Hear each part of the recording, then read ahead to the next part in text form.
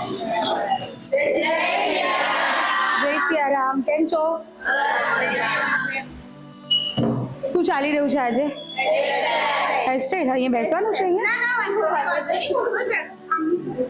વાંધો નહીં, તમે તમારું કન્ટિન્યુ રાખો, મારા લીધે ડિસ્ટર્બ ના થશો. સારું.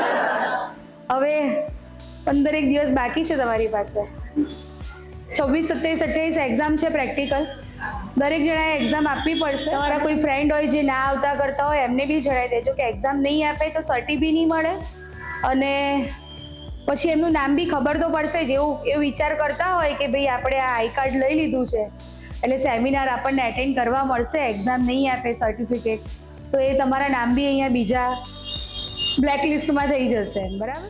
ધૂળેટીની રજા રાખીશું, અને ધૂળેટી પછી 5 તારીખે મારા સનની એક્ઝામ છે બોર્ડની, એટલે હું લગભગ 6 તારીખે આવીશ. 6 તારીખે બધાની પ્રેક્ટિકલ લેવાશે. બરાબર. 6 થી 7ની વચ્ચે આપણે લઈ લઈશું. ત્યારે તો તમને ઓકે છે ને પ્રેક્ટિકલમાં? અને પછી સેમિનાર ચાલુ થશે. બરાબર. નેલ એક્સટેન્શનનું થશે, પછી મેકઅપ થશે, હેર થશે, અને એક બેન છે. ક્યારે? 8 તારીખે. હવે શું કરવાનું?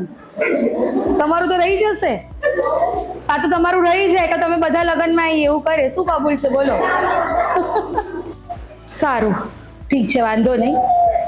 તો પછી આપણે એક્ઝામ રાખીએ 10 તારીખે. હવે 10 તારીખે કોઈ એક્સક્યુઝ ના આપતા. હવે તો પછી કોઈ લગ્ન નહીં હોય. તમારે કેમ ના હોળી પછીના લગ્ન થયા?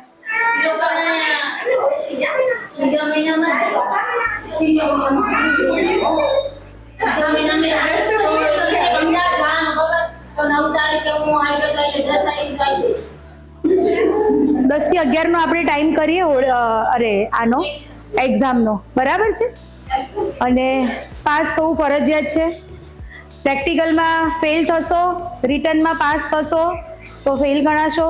પ્રેક્ટિકલમાં પાસ થશો, રિટર્નમાં ફેલ થશો તોય ફેલ ગણાશો. 2 એક્ઝામમાં પાસ થવું જરૂરી છે. બરાબર.